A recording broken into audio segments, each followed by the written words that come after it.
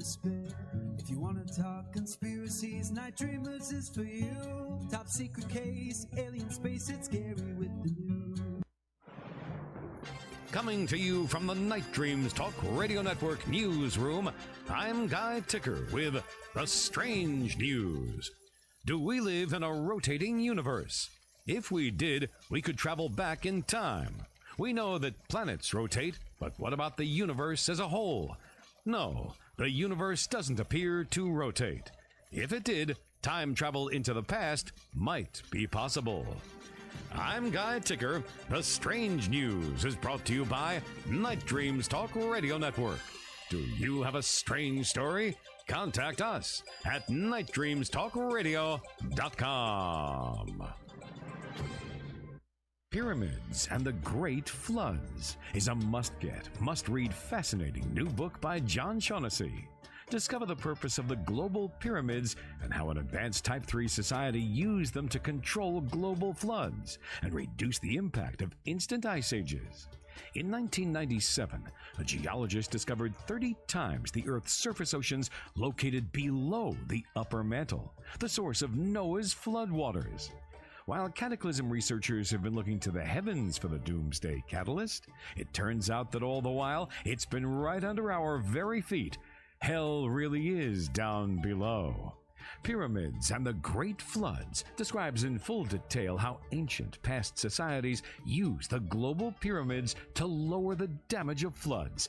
You will be amazed. Pyramids and the Great Floods by John Shaughnessy. Get it now on Amazon in paperback and on Amazon Kindle. Night Dreams Talk Radio brings you talk radio like you remember, with your host, Gary Anderson. Well, Mr. Ed Daines, I just want to say thank you for the service to our country. And how are you doing tonight, my friend? It's been a while since you've been on. Good to be back with you. I wanted to mention that my youngest son is a surgical technician, and he's got some stories. Oh, yeah. It's scary, some of the stuff. I mean, I remember one time I went in for surgery and I came back and I was like, my whole body, the front of my body was all bruised. They said I tried to get up off the operating room and walk off the table. I don't know. Maybe they flipped me over and I went on the floor. Well, you were a Marine, right? No, I was Army. Oh, okay. Well, once a soldier, always a soldier. Yeah. Anyway, the last time we talked, one of the things I mentioned to you was that one of my working hypotheses about contact, and I'm speaking specifically about these ultra-terrestrials, although they are connected with the Bigfoot phenomenon. There's an old movie out, Bigfoot and UFO connectivity or something like that. And it's true, there is a connection. But anyway, I had locked on this site near the Lava Beds National Monument where I was going up to test my hypothesis. The forest road that I was on was blocked about 4 miles from my site. And I didn't have my hiking gear with me for that overnight vigil, two-day vigil overnight. And so I have to go back up there with my gear, a different gear ensemble. But in the meantime, I switched my focus, my paranormal focus, because I have so many other projects, specifically to Bigfoot, to the Bigfoot phenomenon. And the way I'm approaching it, I think you and all the Bigfoot guys out there will be very interested in how I'm approaching the subject this time. But I think the best way to explain it is to use another example of my work, and that will make the Bigfoot approach clearer, if I may. Yeah, please do, because, I am so confused after my encounter. And, I would like to hear other people's views and what information you have. Yeah, one thing I'd like to say that I had mentioned to you is that if you look at all the encounters worldwide, Malaysia, anywhere where you have the swamp ape or Bigfoot or Sasquatch, there's only a couple of instances that have been reported where Sasquatch has hurt a human being, and those couple of instances may be apocryphal. Now, granted, there's other things that go on in the forest that appear not to be connected with Bigfoot, but a lot of people attribute these bizarre, very spooky, scary, and fatal events to Bigfoot, and they're not. There's something else out there that's connected with the cattle mutilation, the animal mutilation phenomenon, and we still don't understand what that is. But back to Bigfoot. Okay, the connection here, the example I want to use, I have a personal project of gold hunting. It's not treasure hunting for a reason I'll get to, but it's gold, which is a good thing, a nice hobby if you're a remote viewer. You can find things. And so there's two ways of using geofix. Tonight, when we're off the air, I'll be back on a missing North Carolina girl case, and I will find her, and I have reason to believe she's alive, and then law enforcement and I will team up and solve that case. That's the way I solve all these other cases. But there's another way to use this specialized technique, and it's pegged coordinates, where instead of using latitude and longitude Cartesian coordinates to find the target, I decide to peg a coordinate, both latitude and longitude, and then use that as a start point, a reference point, to find something that I'm interested in. Maybe a meteor, maybe an exposed meteorite, but most cases that I use it for, it's gold. I peg a coordinate, usually near Death Valley or the Mojave, and then where there's a lot of gold, raw gold. And then I look for based upon that coordinate, maybe the top of a mountain or a road junction, I look for the nearest exposed gold. The reason exposed gold, nuggets and shells, and exposed gold like that, raw gold, is because the targets that I've had in the past that are actual treasure targets, there's a big problem with those. I'll skip ahead and say, with raw gold nuggets, when you find them, it's just additional tax income.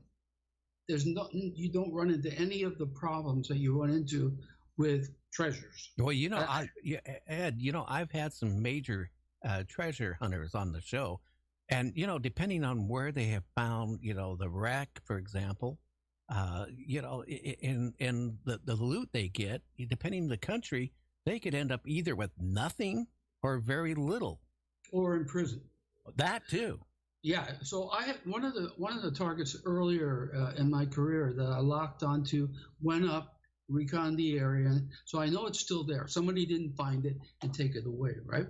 It's a stagecoach robbery about 1871 on the slopes of Mount Shasta.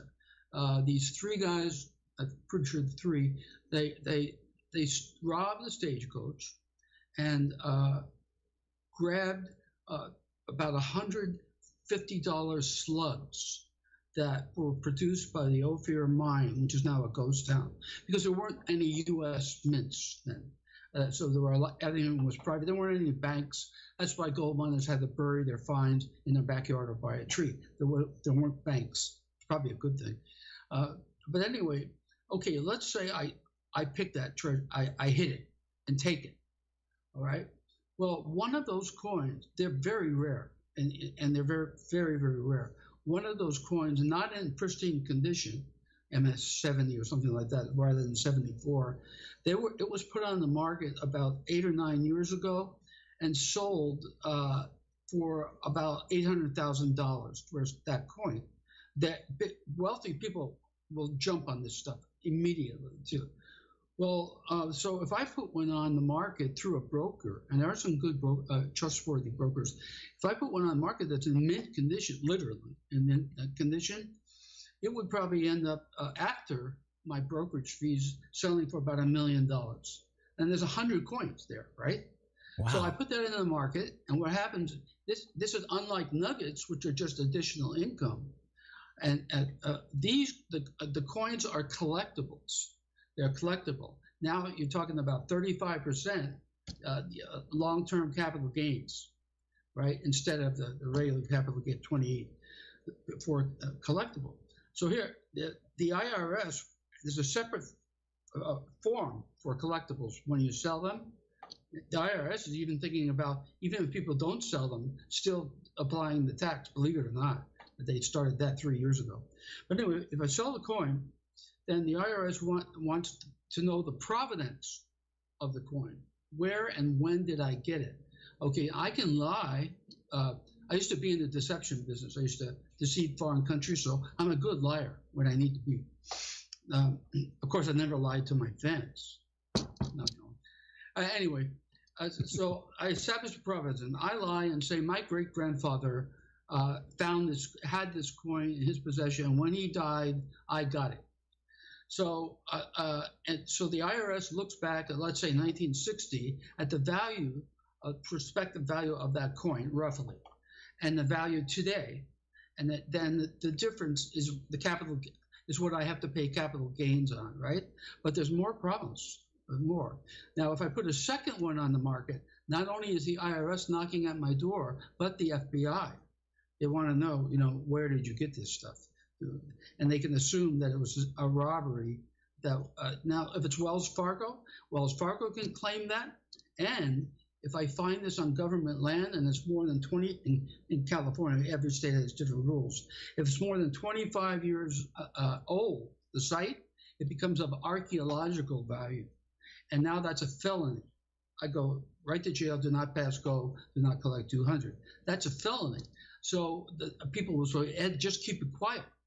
Okay, I can keep it quiet. What am I going to do? Melt down this stuff? It's a $50 gold coin slug that's worth now $1 million a piece. No, I won't do that. So I'd have to go to an the FBI has an art crime team, which I'm working with on a couple of other things. I'd have to go to the black market and get them slowly off my hands via the black market. So those are the problems with treasure, as you've mentioned. And certainly treasure hunters that I can mention have gone through things like that, wasted a lot of years in court. Oh yeah, and that's where it gets really expensive. And with this one guy we had on, they found over $1 million worth of treasure, and they ended up with nothing other than legal fees out of it. Right. Yeah. The only time in our country where things are okay is if it's private property that you own, not rent. But if you own it, then it's yours. You're still going to have to pay a great deal of tax on. In England, they have a very, very fair deal. Very fair. You might be familiar with it. If you've read, I'm sure, about all of these caches and all these literal dumps of Roman coins and right. things like that on a farmer's land. Happens quite frequently. Of course, the Romans were there. A lot of the Roman salaries, they were paid in gold coins. They had nowhere to put it except hide it. There were no banks. So there, the treasure is taken to a museum. It's cleaned up, and it's assessed. The value of the treasure, whether it's a Viking, a necklace, or something, the value is assessed, and you get half, which is a very fair deal.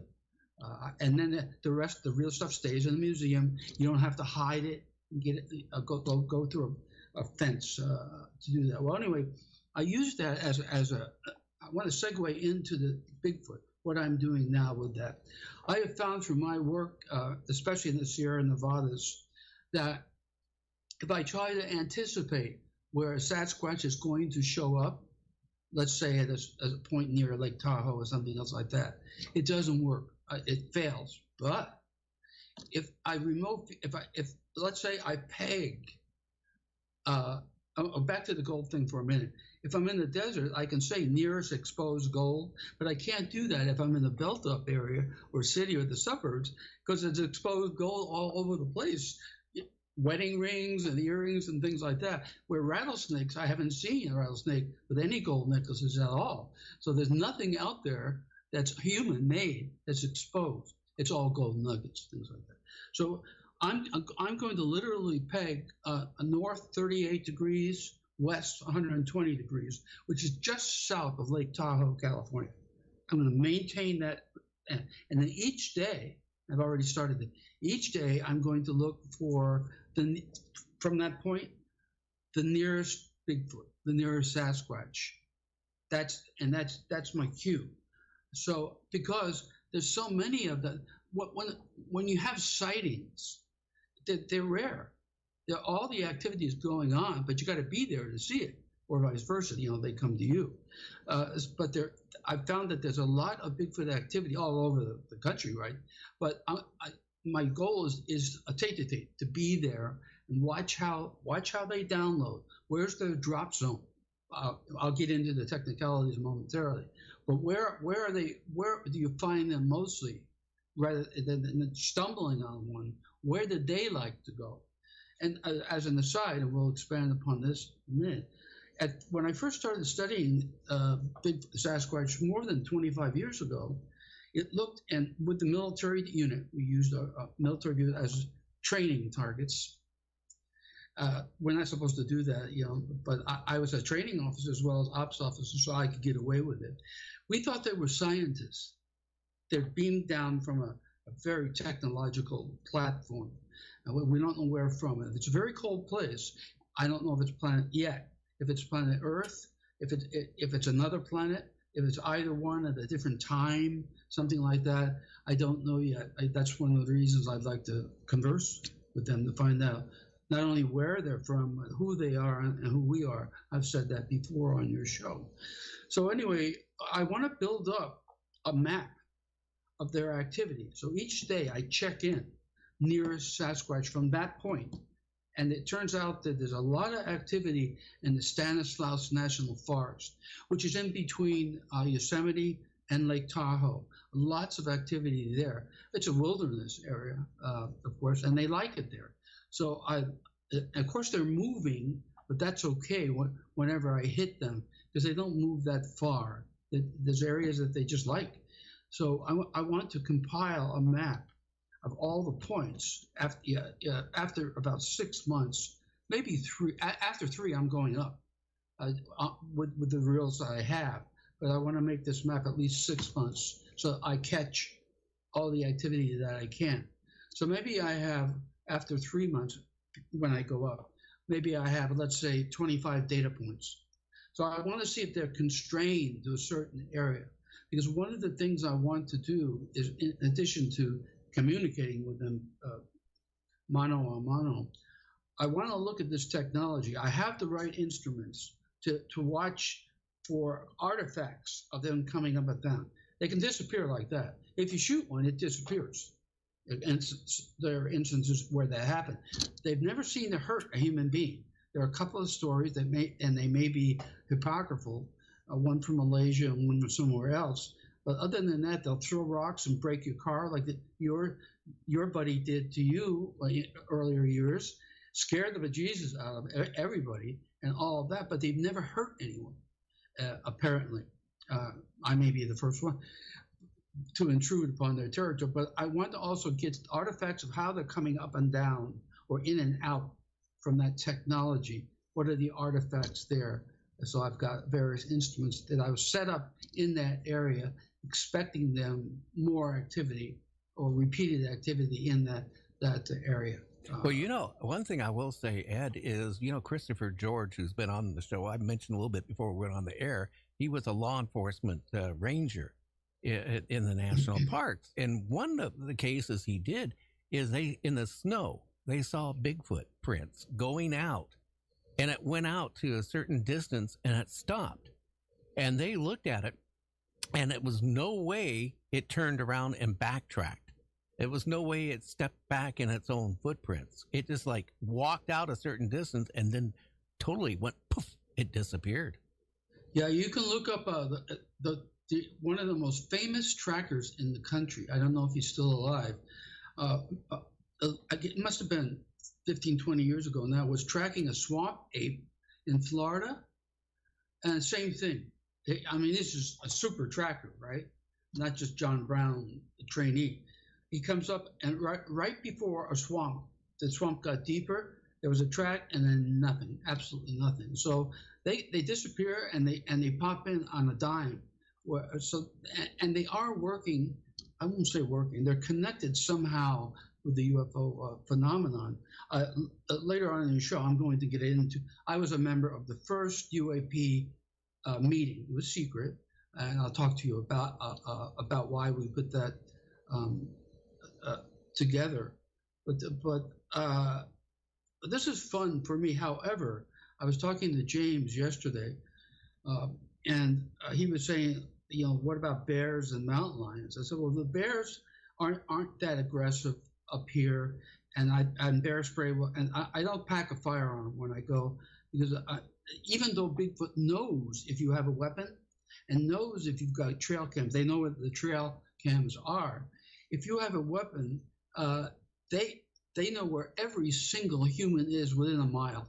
They know where everything is. In fact, there's evidence that we've seen of a small red dot. It's not an orb, it's a dot that scout. When I was in the Armored Cavalry Regiment, we had scouts out, right? Well, this thing is there, scouts out. It just recons the whole area for danger. But look at the instances where a Bigfoot confronts a human with a long gun, and the rifle's right here. Here comes this 8 foot tall Sasquatch right in front of its chest. And he's got the long gun. Why didn't you shoot? Because it felt so human. Yeah, I will say this though, that I was told by a reliable source that a hunter went disappearing, and they found parts of him. They also found his rifle, the barrel, wrapped around a tree. So something was strong enough to do that. I don't know what happened to the guy, but you don't have to be killed by a Bigfoot or anything out there. If you're out in the woods somewhere and you even break a foot, break a leg, you have a good chance of perishing.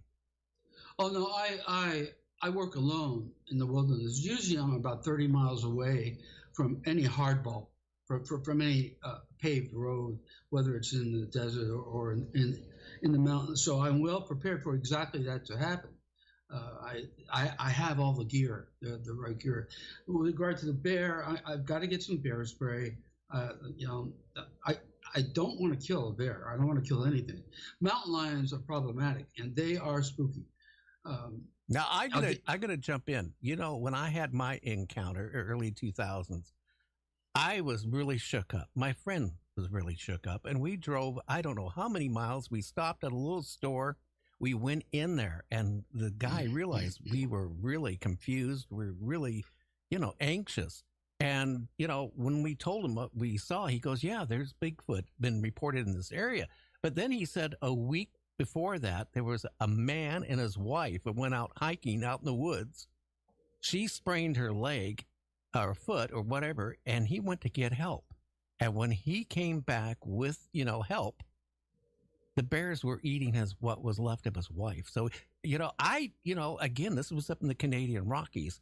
I couldn't bring a weapon. I didn't even think about bear spray, but I'll tell you, after that, you can't get me in the woods. Yeah, more scary than that to me was the movie, The Blair Witch Project. I was like 50 years old in a hotel traveling on a secret job. I had the blankets pulled all the way up here, the Blair Witch Project. So that scared me a whole lot more than bear. But mountain lions are problematic. I have this guy, very, very high-tech spear for jabbing at them. But usually they attack from behind, and it's bad news for me because I'm only 5'6". I'm short. God help me if I bend down, but because that triggers a response in the cat. You're a four-legged animal when you do that, and you're close to the ground. But I usually have a backpack on, and the animal usually attacks from behind and goes for your neck, right? Well, it's got to stumble over that backpack to bite into your neck. So in my front right pocket, I carry a knife so I can stab over my shoulder in case that happens too. So I have a spot, the locator device. I get, usually you're dead before help gets, but I still have that, and I can defend myself for a while. Well, I got one more thing. I might scare you, okay? My uncle was an avid hunter. He used to go up Mount Shasta when I was a kid. Now, this is years ago, about the same time they invented the wagon wheel. He and his oldest son was out there bear hunting, and he saw this bear. He shot it. He thought he had the kill shot, and I think he got 1 or 2 shots into it, and the bear didn't die. And he was in the hospital for a month. They didn't even think he was going to live. And the rest of his life, he was scarred up like you wouldn't believe. His son actually did kill the bear. But I mean, that's scary. I mean, you're brave. I'm again, you know, I was in Vietnam and I thought that was bad. But I tell you, when I had my encounter, what I saw and what I heard, you couldn't pay me to go back into the forest. I'm sorry. Well, that may happen to me as well, and I may end up with the same mentality. But nevertheless, I'm still going to put that map together and give it to other Bigfoot, not hunters, but to professionals, and that will really help them understand. And I'll brief them on what I've done and all these kinds of things. They can see the activity that they would have never seen before or know about based on technical remote viewing. And but I would like an in-person meeting. However, if I had been exposed to that experience that you mentioned, I don't know about that. But again, the bear near Tahoe and places like that are not usually aggressive. It's the other way around. They're too friendly. They're going through all the garbage cans and things like that. But up in Canada and the Canadian Rockies, no. And there, if you don't have a 44 Magnum, which may or may not help you, you better have a 450 long gun or something, and be a good shot, because you only have 20 seconds and it's over. Yeah, that's the scary part. That's the scary part. But Bigfoot, I don't know. Are they a creature that actually lives, or are they? Because there's been so many, reports of lights and orbs appearing, and then all of a sudden a Bigfoot appears, or orbs appear and the Bigfoot's gone. Yeah. I'm aware of most all of those cases. My answer is I don't know, but I want to find out because it's fascinating. It's absolutely fascinating, and it's. As I said on our first show together, I really would like to communicate with them, and it's a conundrum that is really entices me, as in terms of and I may never know the answer, like other enigma that I'm familiar with, and the answer may be beyond comprehension. There's a lot of stuff. For instance, right now, I know about crop circles and what causes that and those kind of things, but the cattle mutilation, it's spent 30 years now out of the 40 that I've been a remote viewer. I still cannot comprehend cattle mutilation. How about human mutilation too? That's scary. There's not that many human mutilations, but I was when I first started looking at mutilations, I was at a Society for Scientific Exploration meeting in Santa Fe, New Mexico, and Linda Moulton Howe needed a ride home. Her brother lived in Albuquerque, so I drove her home. We were parked outside her brother's house in Albuquerque, and I said, "Yeah, Linda, send me some targets. Send me some targets. I'll take. You got all this compendium of cases. Send me some. I'll take a look at them." And that's when we started to look at that, and then I started working with Bob Bigelow's organization too. In fact, that was the only civilian job I ever applied for, was a field researcher at Bob Bigelow's research institute. But again, I've all my expertise and knowledge about enigma. For instance, Coral Castle in Florida. You know Coral Castle? Oh, yeah. Quite familiar. Yeah, nobody knows how the guy built it. Well, we solved that in 40 minutes. Would you like to know how he did it? How did he do it? Okay. So when the trucks rolled, the flatbeds rolled in with another big coral block, right? The neighbors would try to see what he was doing. He had big spread. But he wouldn't touch that block if anybody was looking. So the way he was doing it is if you tour the place, there's a gearbox. The gearbox was part of a pump, a water pump.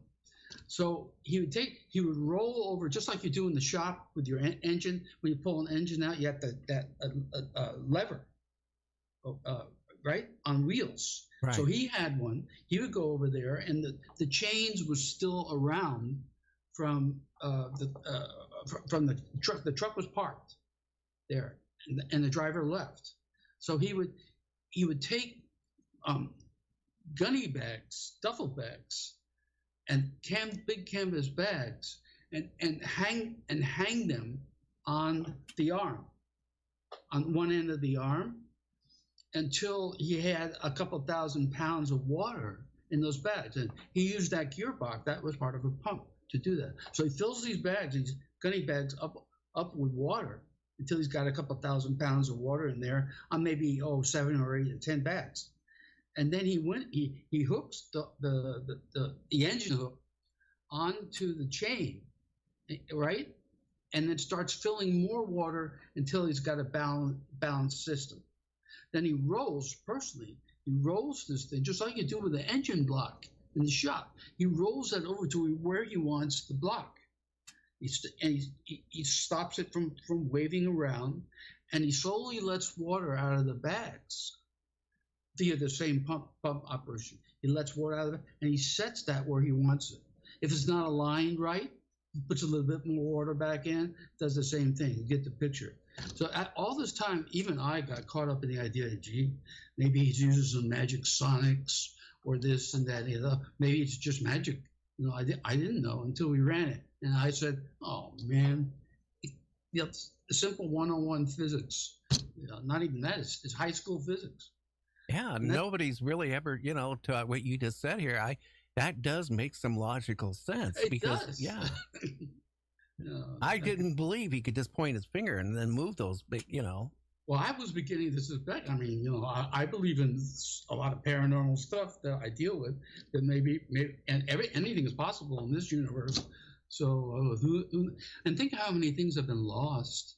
How much knowledge like that has been lost. It probably will be regained. But look at the yoga cities and the things that they could do, levitate and all those kind of things. Well, all that knowledge has been lost. Look at the Roman Empire with cement.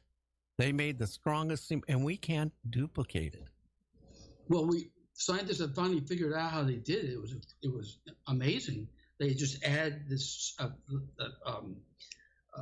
vegetable substance to it, these plants, and it creates its extremely strong material. Yeah, like our society, cement will last a couple 100 years if we're lucky. Look how long the Roman Empire. Look at the pyramids and all that. I want to know, have you ever remote viewed how they made the pyramids? That's one thing I really like to know how it was done. Well, first of all, that has to be set up correctly in terms of technical remote viewing. So, okay, I want to know how the pyramids were built. So my professionals know how to set something else up like that. But the newer trainees do not. So you have to say, okay, let's take one pyramid because 2 or more may have been built differently. So we have to concentrate on one at a time. Where? Okay, the Giza Plateau. And we'll pick the big pyramid. I forgot its name. And so that particular Giza Plateau, and that's qualified with a slash bar of the name of that pyramid. Another qualifier is construction method. All right. So the Giza Plateau is where we want to go with our minds in the collective consciousness, unconscious. And what do we want to know about that place? We want to know about this one large pyramid. And what do we want to know about it? We want to know how it was constructed. All right. So our target becomes the construction techniques and methods, and the context to the question becomes the Giza Plateau and the pyramid. Our target is the construction method there too. So that's what we hit. And if I can remember correctly, it's been about 35 years where we messed around with that. It did deal with the river, it did deal with water and boats, and somehow moving the blocks with boats over the water. And it's still a fantastic, amazing, incredible thing, whether or not you know how to build it or not. But I don't remember the rest of it. I have some great examples to give you tonight, if you're interested in the projects that are at my my website. We do, but we need to take a break. I was so engrossed that I'm getting messages from some radio stations. Break, break, break. I forgot all about it. Now, a question. Can you hang in to the bottom of the hour? Can we go to like extra 30 minutes? However long you want. Okay. We're going to take a break. We're going to be back with Major Ed Dames. We got to wrap up the Bigfoot. Then we can talk about some other interesting things about remote viewing. We're going to take a few call-ins here, 10 minutes still. So if you got a question to ask Major Ed Dames, now's the time to start calling in. Our call-in number is 217-405-0253. We will be right back, so stay tuned. You're listening to me, Gary, on Night Dreams Talk Radio. You probably know Vistaprint for business cards, but did you know we also print that, and that, and that, and that too? Can't forget about that, or that either. New customers get 25% off their first order at Vistaprint.com.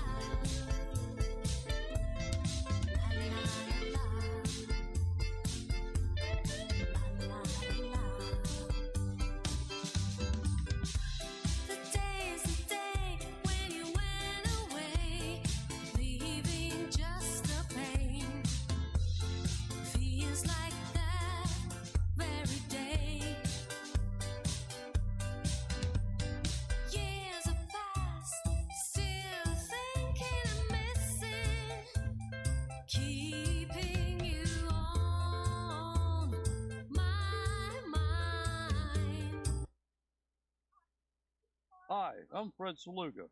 Listen to Night Dream Talk Radio with Gary Anderson. Coming to you from the Night Dreams Talk Radio Network newsroom, I'm Guy Ticker with the strange news.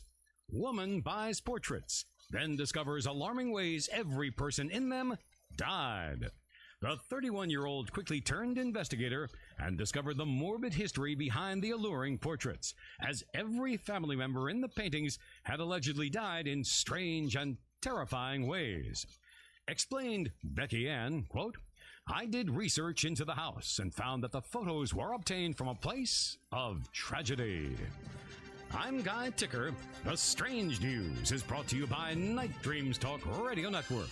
Do you have a strange story? Contact us at nightdreamstalkradio.com. Deep in the Amazon jungle, one man. Hi, I'm Stan Gordon. Check out the Night Dreams Talk Radio with Gary the Big Guy. Yeah, let me finish. One man. Hi, I'm Mark Muncy. Check out Night Dreams Talk Radio with Gary the Big Guy. Yeah, do you mind? One man, naked and afraid. I'm losing my mind. You and me both, sister. One man, Gary the Big Guy. No boats, no lights, no motor cars, not a single luxury. Hey, any more and you'll have to pay a royalty. Okay, that's it. Hit it! From the summer vacation studios deep in the Amazon jungle, from that tree right there. See at the top, he's swinging. I'm losing my mind. Twice? All right. Coming to you live, for now, on Night Dreams Talk Radio, naked and afraid, Gary the Big Guy Anderson. And we are back with Major Ed Dames, and I'll tell you, it's a great show here tonight. Again, for more information about Major Ed Dames, check out our website. It also has a link to his website at www.nightdreamstalkradio.com. Well, Ed, we are back. Yeah. I have a lot on my plate right now, but it's interesting stuff that I'll go over it with you, and then we can get back to any topic that you feel more interested in. But I've got a lot of topics that I'm dealing with. Over the last year and a half to two, I finished a lot of very interesting projects that are of interest to globally. And those are listed at my website. What I've listed is those topics, my in-progress topics, my current cases. By cases, I mean I have three separate categories of cases. One is Operation Goldeneye. That's missing people. I showed you the girl that I'm after tonight, a little girl from North Carolina. After we, and I have Operation Dragoon, which is fugitives from justice. Right now, this is our completed cases, and that's there too with the list the actual FBI and U.S. Marshals most wanted, the cases I've solved, the cases that I'm working out now, and Operation Paintbrush, dealing with the FBI's stolen art agents. There too, for what's listed is a stolen Renoir and a Stradivarius violin. Oh, wow. Is listed, and I have some predictive intelligence files that have been completed. One, of course, deals with the solar cycle 25 megaflares. The cycle was supposed to be very quiet. The sun is quiescent. Take a look today. And Project Firefly, which is the next nuclear weapon detonation site. I think we should spend some more time on that in a moment. I have some special studies, UIPs completed. 1971 Lake Coast sightings, DHF rubber duck footage, and Phoebus 2, the work that we did for the Russians on the loss of their Phoebus 2 spacecraft. Now, I was part of the very first, back in 80, very first UAP working group. We were secret. It was very secret. We disguised ourselves under the rubric, and I'll tell you about we in a moment, of the Advanced Theoretical Physics Working Group.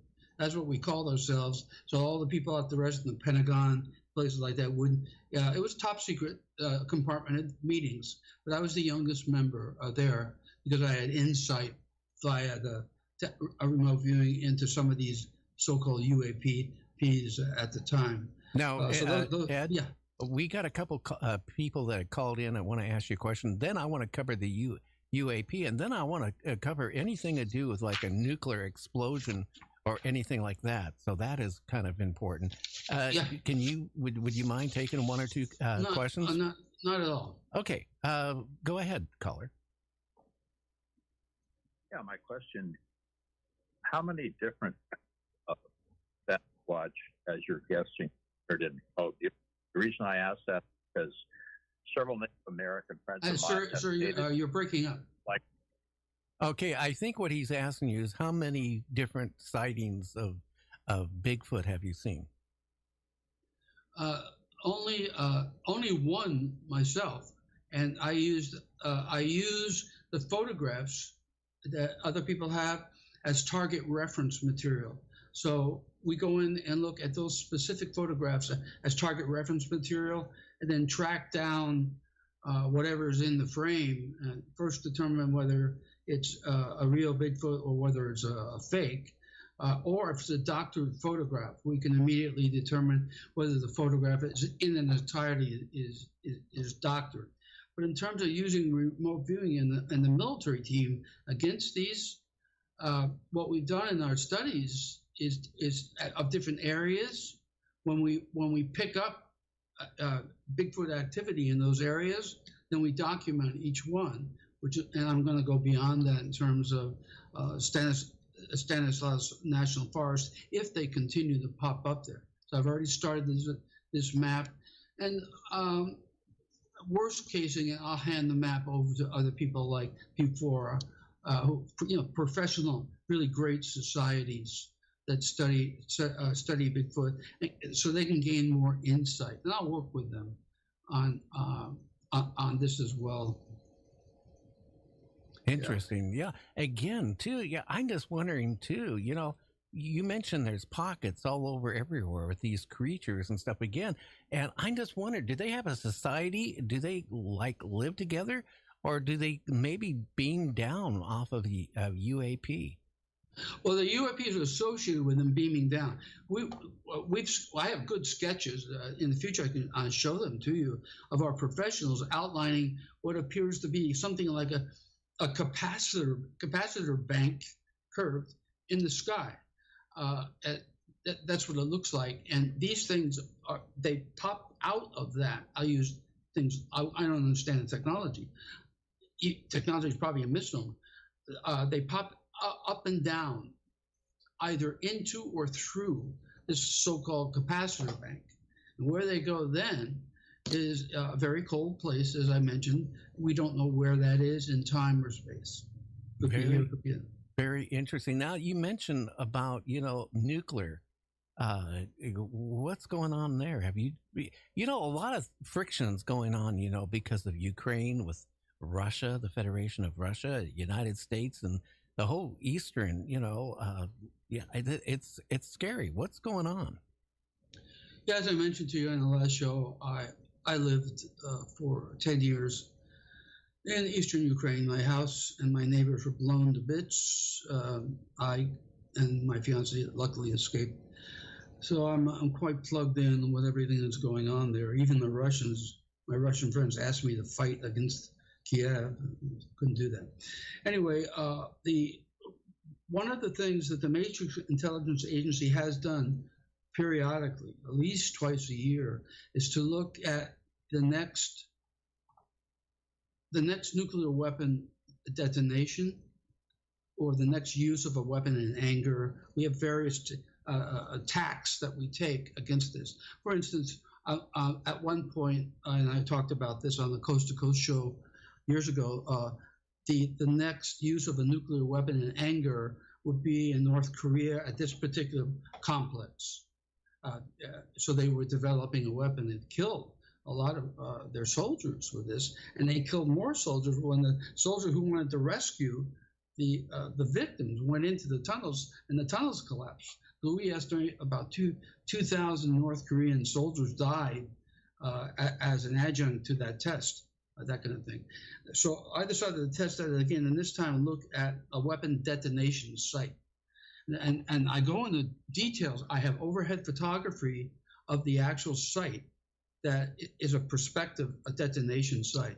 It's one of the major highways that come out of Poland, that the Polish-Ukrainian border, across that border, but it's the point of detonation, prospective point, I'll qualify that momentarily, is right at the junction of where that highway crosses a major railroad. And the site itself is far enough away from Belarus and Kiev that if an attack nuke is popped there to destroy that junction, that the collateral damage, boy, don't we love that term? The collateral damage is minimum. There are only 1 or 2 villages, probably 200 people max, that would feel the effects, radiation effects, and the blast effects of a small tactical nuke there. But the Russians are about to be, a red line is about to be crossed, and that the Russians are getting extremely tired. Now they want to maintain those defensive positions because remember what their goal is to make sure that there are no more no more Nazis in Ukraine, and all the military equipment is destroyed. All equipment is destroyed. Those are the goal. So Ukrainians are doing that quite well. They keep throwing themselves. There's only untrained Ukrainians left. I know their army well. All the pros have been dead. They're killed. They're dead. They were dead in the first year. So now you have it's just cannon fodder. It's so terrible. You now got 50,000 Ukrainian soldiers, some in Washington, D.C., and in the hospitals in Washington, because Ukraine can't handle them, that have lost limbs. And the deaths are like 40 or 50,000. So there's nobody left to fight. It's just a joke. And I don't want to go into all the politics. We kind of did that last year when we talked. But that site there, the Russians are going to get very, very tired of, you've seen in the news, of the Kremlin getting hit by radio control hobby stuff with small and bombs. You know what's worse, Ed? Our president today wants to give the Ukrainians rockets or missiles that can hit Moscow. 190-kilometer range. Yeah, that's scary. If they fire anything like that, what I just said will happen. I have the actual site on my website. As well as many other things. But I've got the overhead and the ground, a street view of the actual site where the highway crosses the railroad tracks toward the east, too. So that's the first thing that the Russians will do. And they do not care. They're going to reach a point where they do not care whether it looks like it will instigate a similar launch by NATO. They don't care. We will lose, no matter what goes down. Everybody will lose, but we'll lose most. And I don't want to go into all that. You can listen to the interviews with some very, very experienced armor and infantry colonels that have been out there, and they'll tell you how it's going to go down, and it will not look good for NATO or the U.S. If Russia has to maintain a boundary, they'll go all the way to the Polish border in order to make sure that any missiles are destroyed. Or if they have to go further, maybe they will. I don't know. Do you think they might use any tactical nukes? That's what I just said. Yeah, that's what that site is. You can see. I've got it. The overhead, the actual location on the 7th of October. I'm holding a 4-hour remote viewing symposium. And in that symposium, I'll open up all of my files and go through the details, photography and everything of each of the projects, the cases, everything. For instance, one of my key cases, as most people know, is Madeleine McCann.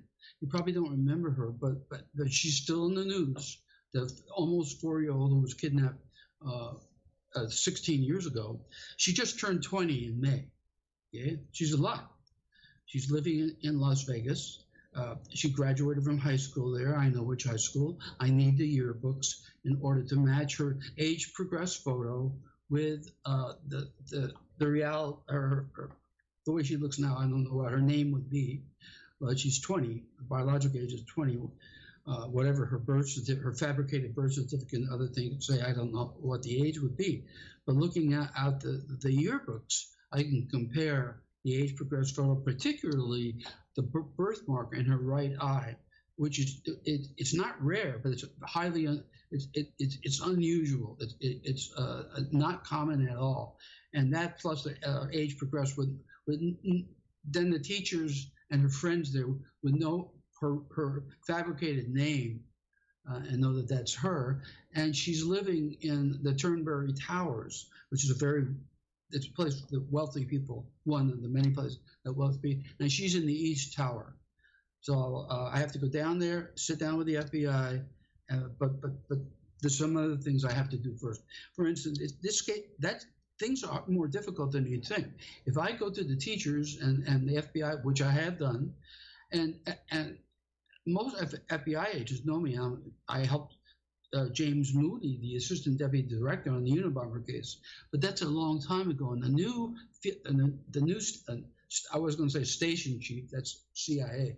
The field office chiefs are a lot younger than me, and they don't know who I am.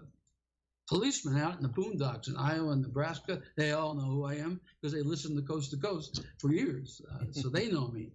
But if I could be picked up for stalking or pedophilia if I go in there as a stranger and you can't get the yearbooks unless either you graduated from the high school. I won't mention the high school. You graduate or one of your kids did. If I go in and it's a big red flag when the stranger asks for high school yearbooks, that kind of thing. So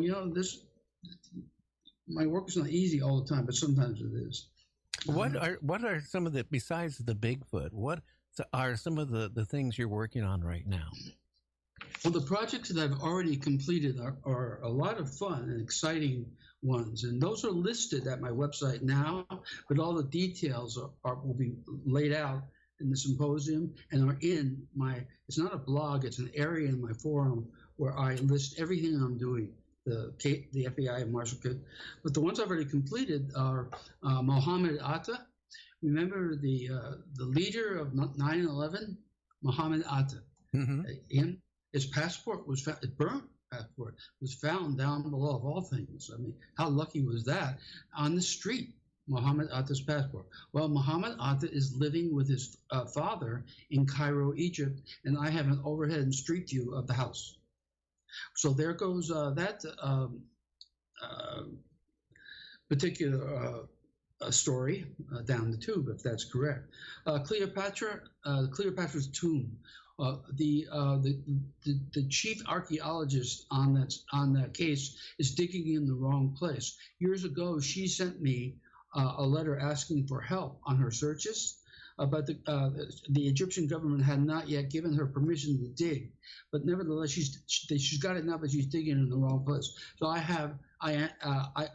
sent her a missive, showed her where Cleopatra's tomb actually is in very shallow water, like 6 feet of water off the coast of Alexandria, about maybe 15 miles from where she's digging. So that's a case I did. Adolf Hitler, I have both the overhead, the aerial photography, and the street view of his graveyard in Uruguay. Yeah, that's a thing. Again, I was watching some documentaries on Hitler back past week. They have all these different theories. And one of them, they just found, recently in a the biggest collection of Nazi, medals, souvenirs, everything you could think of in one of those, Argentina or Paraguay, one of those places. Argentina now, and to a certain degree, Paraguay. But he now Eva Braun is not buried at that same I have not tracked her down, nor well, I have time to do it, but she's not in the same cemetery. She was transported via submarine and a lot of gold to South America after the war. An interesting thing, really interesting thing, is that there were a lot of French who teamed up with the Nazis, right? They sold out their Frenchmen. And a lot of those were policemen who, after the war was over, became the foundation of Interpol. So these are Nazi empathizers who became Interpol leaders. Well, the Nazis who escaped with Hitler to South America took all the files and the portfolios of all these people so they could blackmail them at any time. So they actually had an in to the whole world via these people that they could blackmail at a moment's notice or kill. When did Hitler die? Do you have a year? I can't remember. I can't remember there. And then I've got myself standing next to the Zodiac Killer. Remember the Zodiac Killer? Oh, yeah. We were talking about that about a year ago on the show. Yeah, so the Zodiac Killer is buried at the military part of a cemetery in Pleasanton, California. So when I looked for him, the Zodiac Killer, it doesn't matter whether he's dead or alive. I still find out where he is, unless he's vaporized or something else like that. So I tracked that down. So I have all the photos of the cemetery and where he's at. Genghis Khan, I was interested in where Genghis Khan was buried because you know the stories, the typical stories where all the soldiers that dug his tomb and laid out all his jewels and things like that, and they were killed. And the people that killed the soldiers that killed them, they were killed. So that there's no a chain of custody in the knowledge of where he's buried. Well, in remote viewing, you can run, hide anywhere you want. It takes us time to catch you if you blow up another plane. And he was in Brazil getting plastic surgery on his face. We sketched his new face. So that's what I mean. You can not only run, you can't hide, and you can't change your looks. We'll sketch your new looks as well as your new hiding place there too. So Genghis Khan, I've got that all overhead there, and the contextual area where the historians say he might be there. Amelia Earhart, we got there. We got Charles Nungesser, the White Bird. Charles Nungesser beat Charles Lindbergh across the ocean by 1 week, but he crashed his plane. But he still would have won that award. So finding Amelia Earhart solves a mystery. But finding Charles Nungesser and the White Bird, the so blanc airplane, that not only solves a mystery, but it changes a page in history. He beat Charles Lindbergh. The French people will love me. French women will hang medals on my chest and stuff like that, I hope. But anyway, that's another one that's completed. Noah's Ark, Project Showboat is Noah's Ark. Noah's Ark was never completed. The construction was never completed, and it never floated away. The people in the vicinity there, in that village, where those two villagers laid Noah to rest in the twilight zone of a cave, and I've got that site too, where his body was laid to rest, as well as the construction site for the Ark. These are controversial things. Okay, the Ark of the Covenant, my favorite, the Ark of the Covenant. So I've got the actual the structure in Israel of where the Ark of the Covenant is. It's not wasn't destroyed and all that. The original Garden of Eden. First of all, I wanted to see if it was real, and it apparently is. It's registered in the Matrix as a real place. So I've got that in Abu Dubai. Got overhead of the center of mass of the garden. The Antichrist, or just Antichrist, actually. That's a field effect, and I've got all the data right there so that people can see what the Antichrist is affecting now, the place and things. In the past, it was a U.S. president, but it's a field effect. It affects where it gets stuck in certain places that are antithetical to Christianity. And that'll become clear when you actually see the places. Bookend, the second coming of Christ. Hey, why not? You know, everybody's got their opinion. Oh, only the angels, even the angels don't know the second, blah, blah, blah, blah, blah, this kind of thing. But you'll be surprised at what. If you're a remote viewer, check it out. Give it to somebody else blind. Second coming of Christ in italics because it's a topical search. We're not sure of the question.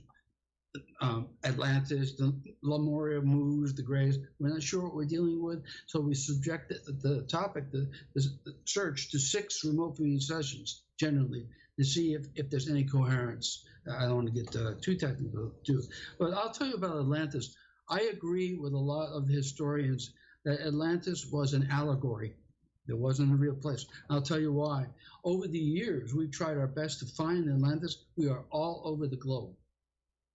There's no central. There may be outliers, but there was no central Atlantis. And many historians now believe that the whole story of Plato's Atlantis was an allegory. And I agree with that too. Our showpiece, I got D.B. Cooper. D.B. Cooper is on the slopes. He busted his leg and died on the slopes of Mount St. Helens. So I've got a good location for him, but I don't know if the eruption messed up the crime scene or not. We'll check. And there's a C-54 Skymaster that disappeared just after World War I in the Yukon with 48 Americans on that, civilians, and it was the hugest search in history for downplane, except for Vince Fawcett, who, as Coast to Coast listeners know, I remote viewed that, had a big argument with the search team, and you're in the wrong place. So I was right. Current cases, man, I already talked about that. Predictive intelligence. Special studies are the UAPs, Phobos 2, ultra-terrestrial, Sasquatch. I have a classified file, which I can't talk about, Exodus. There's a little bit of, not evidence, but there's a little bit of suggestive data that's saying that some of the ETs, or whatever you want to call the agency that's been around for a while doing various things, know that something big is coming on Earth, and they're going to try, apparently, to extract some humans to keep the race alive. Now, I got to ask you a question. You know, a lot of people out there believe that these ETs, in event of a nuclear holocaust, they will stop it. It'll never happen. I don't buy that. Have you remote viewed that? Yes, absolutely. And I've said the system out there, and they're not extraterrestrial, these ultra-terrestrials, they know where every single nuclear weapon is, whether it's in storage, on a boomer, anywhere. They'll allow an exchange, but they're never going to allow a slugfest. This planet does not belong to us. We're transients, and they live here too. And all the creatures live here too. So they will never. The reason that they constantly inventory every warhead that everybody owns. They know where everyone is, and they can shut them down. That's why in the Disclosure Project in Washington D.C., you read about the nukes that got shut down in Montana. Well, here's extraterrestrial. They're simply going like this. This is what we can do. The Navy came to me when as an operational Navy was served, that their service was part of some of our clients, and they said, Ed, look, we got this Soviet boomer, this Russian boomer with this big glowing white sphere on top of it. We picked the photograph from the beginning of the National Reconnaissance Office, which is now a big thing, a separate service. I've got that. Can you tell us what it is? I said, give me 2 weeks. So we hit that thing for 2 weeks. And they come back and sit down with me, and they said, is it Russian? I said, nope. Chinese? Nope. It's not from around here. These two captains, two lieutenants, Navy. And they said, whose is it? I said, it's not from, who does it belong to? I said, from folks that are not from around here. And they said, oh, thank you. And they never came back. So that it was inventorying the tubes on the boomer. and it knows how many MIRVs, how many warheads are in each MIRV, and they can shut all. They're prepared to shut it all, just like the day the Earth stood still, type of thing. They're prepared to shut it all down, or worse. I don't know what or worse would mean. Maybe it's like the Hitchhiker's Guide to the Galaxy. They got a 42. button, and they just push the button, and poof, everybody's off of this planet.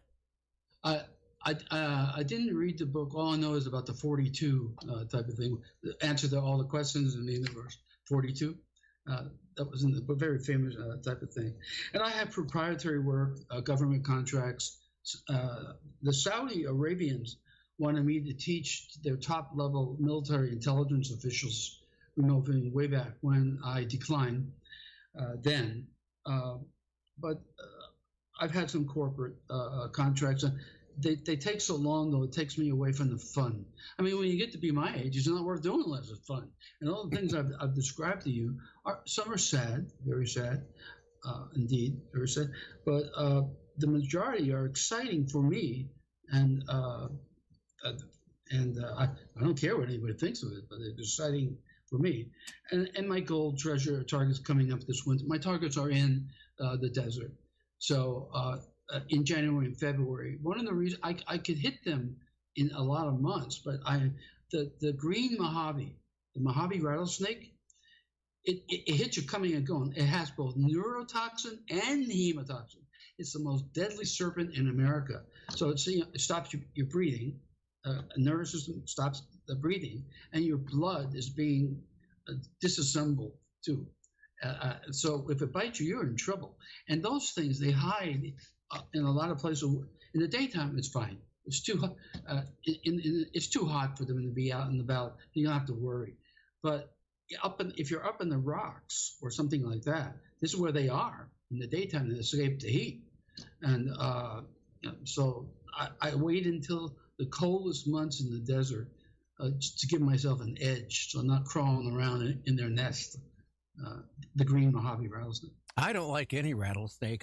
One time years ago, because my other passion is photography, and I was in Spokane, going to Spokane, that's in Washington, going through the desert, and I saw this old farm off in the desert, and I pulled over and I told my wife, I'm going to go get a picture, and I didn't even look down. I had to go down the bank, and I walked into a nest of rattlesnakes, and I'll tell you, I was scared, you know what. Yeah, I'm very, very careful. They're not such a big problem if you're very careful, and you know them. You know their quirks and things like that. Rattlers have personalities. I grew up in rattlesnake country and I've lived in it a lot, so I know a lot about snakes. But what surprised me is the darn things have personalities. One, I was in Texas once, just messing around with my shotgun at 45, and there was a huge, fat Texas diamondback right at my foot. I mean, right next to my foot. It didn't rattle. I realized what could have happened to me. You know, sometimes the little snakes are the more dangerous, especially in the spring. It's loaded with venom. And the big ones they don't envenom you; they just bite you. But